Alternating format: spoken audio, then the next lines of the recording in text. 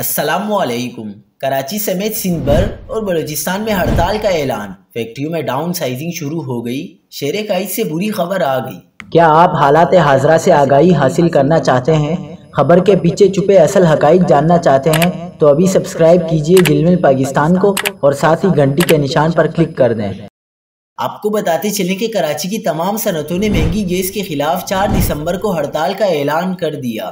Gas tariff میں ہوشربہ اضافے کے خلاف کراچی کے 7 صنعتی علاقوں کی نمائندہ انجمنوں نے بطور احتجاج 4 دسمبر کو ایک روزہ ہڑتال کا اعلان کر دیا ہے۔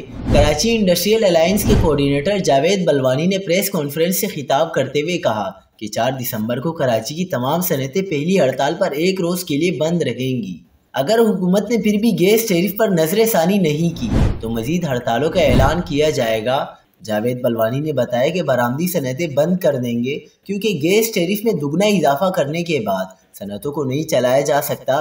ایف پی سی سی آئی اور کراچی چیمبر کی حمایت حاصل ہڑتال میں سندھ اور بلوچستان کے صنعتکار بھی شامل ہو جائیں گے۔